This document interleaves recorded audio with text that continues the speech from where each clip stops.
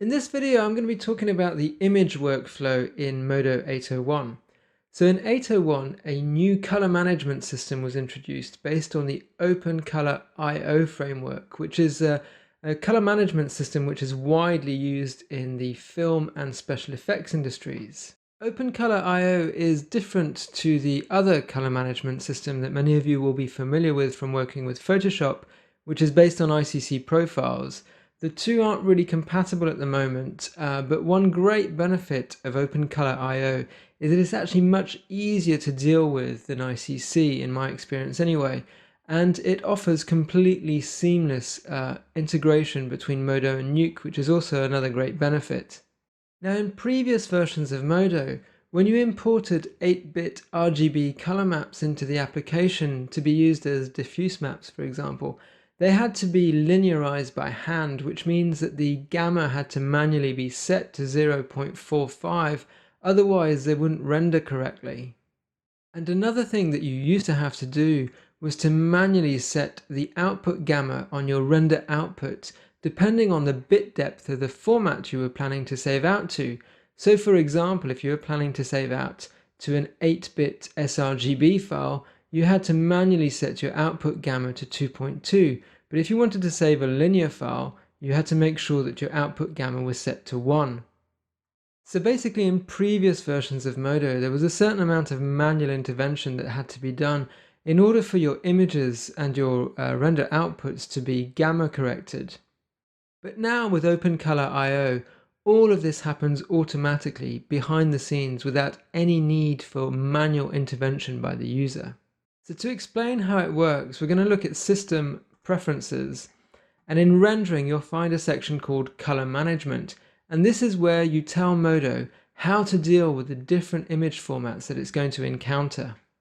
And here you can see that whenever Modo encounters a color image that's either 8-bit or 16-bit, it's automatically going to treat them as sRGB, and this is why you don't need to gamma correct your color textures anymore, because this value of sRGB tells Modo to do the gamma correction automatically. And whenever Modo encounters a floating point file, it's automatically going to treat it as linear. It'll also do the same for any grayscale files that it encounters, so any value maps such as bump maps, specular maps, or reflection maps will automatically be treated as linear.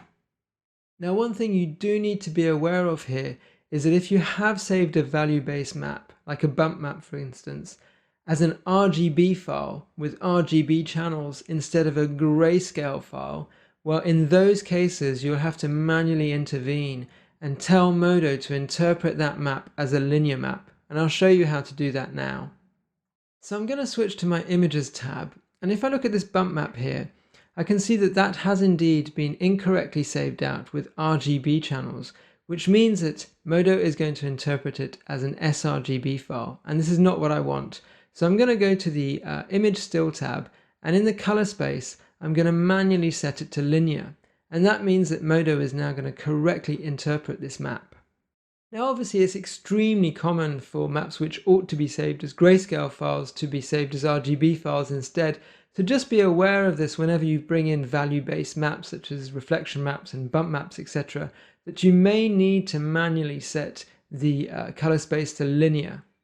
But really the best practice is to simply go back to the original file and save it as a grayscale image rather than RGB one. An added benefit of doing this is all those textures will then only use 1/3 of the memory that they were using previously. So by doing things correctly and saving your value maps as grayscale files, you'll be using less memory and doing less work, so it's a win-win really. Now, as well as helping you with the images that you import into Modo, the OpenColor IO also helps you to deal with images that you save out of Modo. If you remember, in previous versions of Modo, when you saved an image out, you had to be really aware of the output gamma depending on what kind of file format and bit depth you were saving your image out to. So if you were going to save out to an 8-bit file, you had to manually come in here and set your output gamma to 2.2. Conversely, if you're going to save to a linear format, you had to make sure that you left your gamma at 1. Well, with OpenColor IO, this is no longer necessary. You can now leave your output gamma at 1, and as long as you've set your preferences according to the defaults, you can just leave your output color space to default. And doing this means that Modo will do everything for you behind the scenes. So depending on what image format you save to and what bit depth you save to, Modo will correctly apply the right color settings. So let me demonstrate this by saving this image twice. So first of all, I'm going to save it as an 8-bit JPEG. Let me just write 8-bit in the file name. And then without changing any settings here, I'm going to save it once again, but this time I'm going to save it as a 16-bit OpenEXR. So I'll save this as 16-bit. And if I now switch to Adobe Bridge, you can see that both of these files have saved out correctly, and they both have the correct gamma applied to them. And I'll also make the demonstration in Nuke. So I'm going to switch to Nuke and I'm going to pull in the files. I'll put in the 8-bit file first, and next I'll put in the 16-bit file.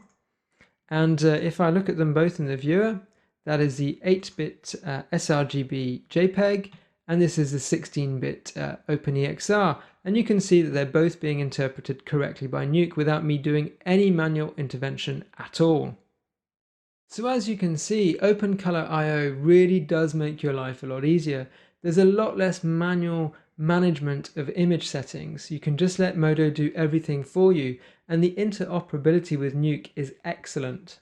The only annoying issue that you're likely to come across is this unfortunately quite common issue of maps which ought to be saved as grayscale being saved as RGB. So in those cases, you must remember to tell Modo to interpret them as linear images. Now, before moving on, I'm going to talk about output files. By this, I mean the renders that are coming out of Modo. What kind of format and what bit depth should you be saving these files to? So if you're planning on doing any kind of post-processing work or grading after your animations have been rendered, and that's going to be the case in pretty much every situation I can imagine, you're going to need to use a higher bit depth. You're not going to be able to use 8-bit files because they simply don't have enough latitude for serious grading. But the question you should ask yourself is 16-bit enough, or are you going to need to use 32-bit as your output format? If you're planning on doing grading and post-processing, it's also very important that you unclamp your render outputs. So if you go to your final color output, make sure that clamp colors is not ticked.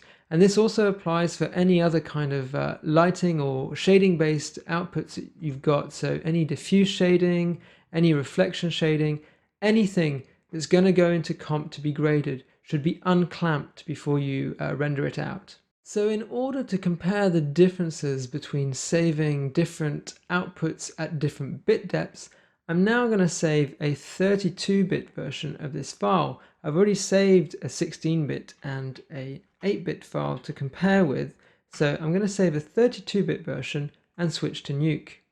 And from Nuke, I'm going to pull in the file. So here it is, 32bit.exr.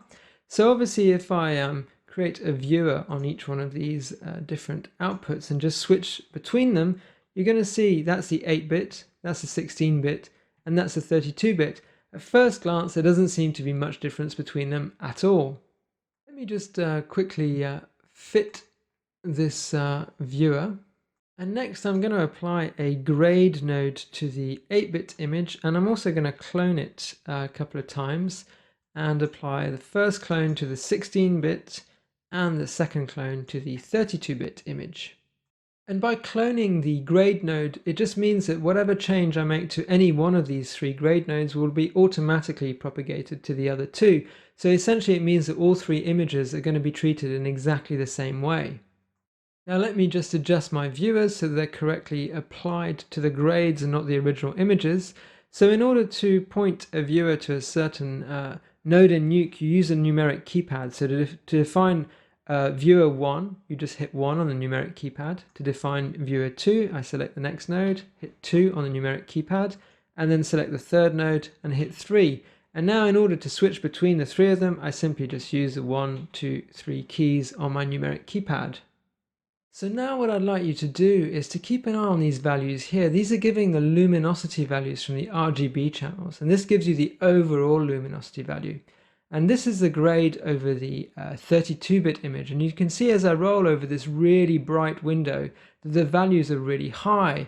They're in the 8 to 10 values. But if I switch to the 8-bit image, look what happens to those values. They're clamped at 1. which means that the lighting and energy is limited by the 8-bit format of the image. And this clamping on the 8-bit image means that it's very hard to do any serious grading on it. So if I double click on this grade node and let's bring the gain right down, you can see what happens to the window. It starts to look really, really grey, but that's because the information is missing. If I switch to the 16-bit version, you can see that with exactly the same grade, we've still got white values in here. And in fact, if I pull the grade down, you can see the blue sky behind. But now I switch back to the 8-bit and we've just got a dark blob of dark grey. And this is the biggest drawback of working with 8-bit images. Any information in the bright highlights is simply lost, whereas when you work with 16 or 32-bit images, that information is still there. And you can see, in fact, there's not very much difference between the 16 and 32-bit images. If I switch between them visually, this is the 16-bit and this is the 32-bit, I can't actually see any difference at all with the naked eye. And looking at the values at the bottom of the viewer, the RGB values I was pointing to earlier, I'm really not seeing any differences there either. So I'm going to do a fairly extreme grade now on these images just to see if I can reveal any differences at all between the 16 and 32-bit versions of the file. So let me just pause the video while I do this. So I've graded my image to give me something atmospheric, and at the moment you're looking at the 16-bit version. But if I switch to the 8-bit version, you can see that there's a loss of contrast there, and the very bright window looks kind of grey and dirty because of the clamping. However, when I go between the 16-bit version, which is on screen now, and the 32-bit version, which you're looking at now, you can see there's very little difference between them. In fact, I can't see any difference between them. If you keep an eye on the values, the RGB and luminosity values, as I switch between the two images, you can see that they do change very slightly, but really the differences are minimal. So it looks as if 16-bit is more than adequate for grading purposes. And seeing as there's so little difference between 16 and 32-bit in terms of grading, it does make a lot of sense to stick to 16-bit, because if you look at the file sizes, the 32-bit file, and this is at 1280 by 720, that file is 10 meg, whereas the 16-bit file at the same pixel size is only 3 meg, so it's 3 times smaller. And when you're rendering hundreds and hundreds of frames, this is very quickly going to add up to a massive difference in file size.